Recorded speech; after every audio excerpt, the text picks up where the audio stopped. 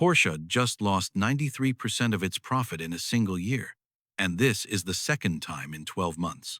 The most profitable car brand on earth has publicly admitted defeat. The number that says it all: in 2024, Porsche's operating profit was 5.6 billion euros. By the end of 2025, it had collapsed to just 413 million, a 93% drop. The automotive division alone was down 98%. This was supposed to be the untouchable brand. If numbers like that surprise you, hit subscribe. We break down the engineering, history, and business decisions behind the cars in your driveway every week. The peak? In 2022, Porsche was the most profitable car brand on earth per vehicle. 309,000 cars sold, 6.8 billion euros in profit, an 18% margin in an industry where 8% is great. It split from Volkswagen and went public at a 75 billion euro valuation. This was a brand that survived the '73 oil crisis and near bankruptcy in the '90s. Nobody thought it could fail. The big bet? In 2020, Porsche launched the Taycan, its first EV. By 2021, CEO Oliver Blume set the target: 80% electric or hybrid by 2030. Porsche invested 4.4 billion euros and locked in batteries from Northvolt. The Taycan sold over 41,000 units a year and won awards. Then China turned its back. The collapse begins. China was Porsche's biggest market, nearly 96,000 units in 2021. Then domestic brands like BYD, NIO, and Xiaomi started shipping cheaper, more advanced EVs. Xiaomi, a phone company, sold over 100,000 SU7s in a year and reportedly outlapped the Taycan in Shanghai. Chinese buyers judge cars like phones, software, screens, charging speed. Porsche's heritage didn't matter there. At home, Consumer Reports flagged the Taycan as one of the least reliable cars of 2023. And the pricing never worked. A base Taycan cost $90,000 for 310 kilometers of range, while a cheaper Tesla Model S went nearly twice as far. So Porsche discounted the Taycan by up to 35%. Even the 911 by 10%, breaking the one rule Porsche never broke.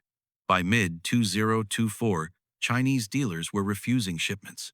The foundation cracks.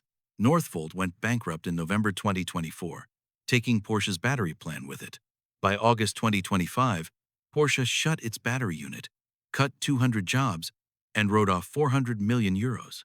Internally, Porsche fired its CFO and sales chief after they contradicted the CEO's guidance, which kept sliding to near zero anyway. The 80% by 2030 target quietly vanished. In July 2025, Blume admitted in a leaked letter to employees, Chinese sales had hit historic lows.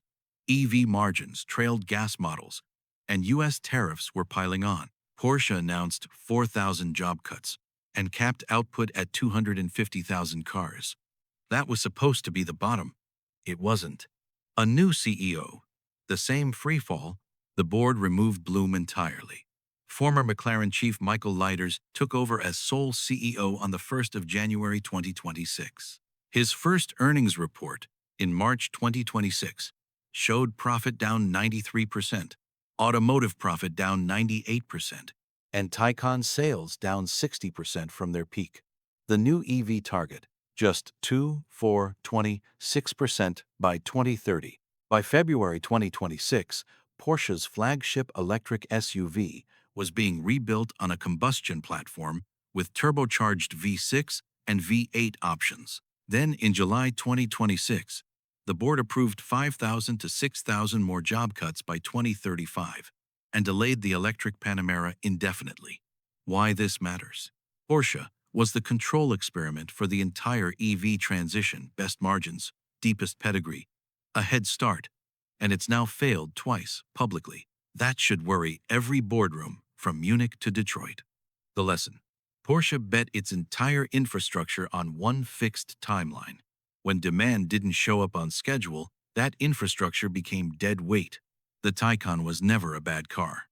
Porsche failed because brand prestige doesn't close a range gap, and 70 years of racing history doesn't beat a phone company that shipped better software on its first try. So is Leiters' reset the plan that finally works? Or does Porsche keep cutting? Drop your take in the comments.